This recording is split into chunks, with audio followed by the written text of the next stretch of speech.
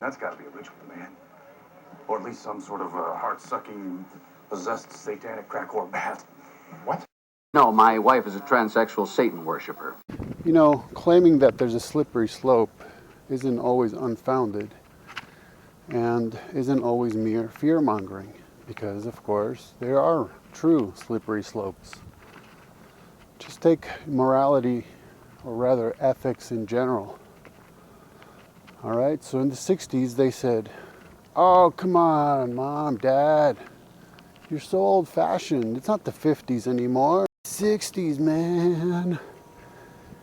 Then in the 70s they said, it's not the 60s anymore. It's the 70s. We can do this now. And the 80s said the same about the 70s, and the 90s about the 80s. And it happened before the 50s. And it will keep on happening. As if chronology is an excuse for unethical behavior. But hey, we're not back in those days anymore, man. Today we can do this and that and the other, and it's okay because of what? Because whatever, the slippery slope. And sometimes there's cultural poking and prodding, as I'll term it. Pop-cultural and also political. So two recent and interesting cases are the governor who demanded that pastors turn over their sermon notes so that the government, the city government, the state government could review them and approve or disapprove with regards to whether they contain anything against homosexuality. Now you could say, and this is what is being said, oh, come on, that was just some crazy governor, and of course the court just threw that out right away. It's ridiculous, it's meaningless. All it would take is for one court to approve it, and then the next court to appeal to that court's ruling, and on and on and on it would go. I mean, think about same-sex marriage.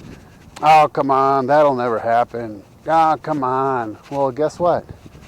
Yep, it did. One court after another, falling like dominoes. So sometimes things like that happen, and they're just like little tests to see who will speak out against, who will approve, just to see what happens. And it can snowball so that before you know it, it's full blown.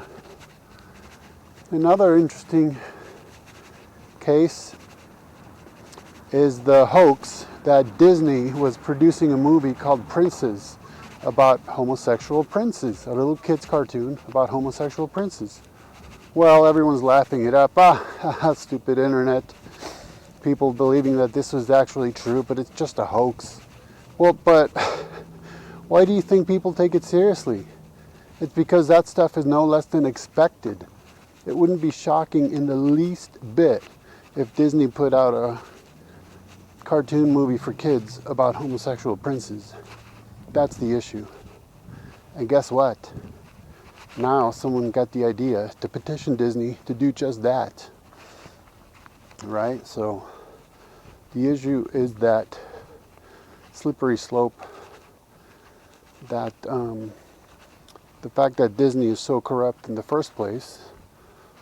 Virtually all its movies are about the occult, begin with the parents being murdered, or at least the mom, and are highly sexualized and just everything you can imagine. So these are just examples. Everything's not always a fallacy, and you don't get to just shrug it off because it seems ridiculous.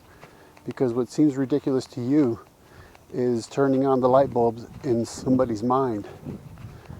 And the way these things progress is by just one person after the other, one group after another, one state after another, approving and approving and approving, until the next thing you know, yep, it's full blown. It's actually real. And then you scratch your head and ponder, well, my goodness, how did we get here? Well, we got here because when it seemed ridiculous, nobody said anything about it. And if anybody did, they were put down as being fear mongers or paranoid or conspiracy theorists.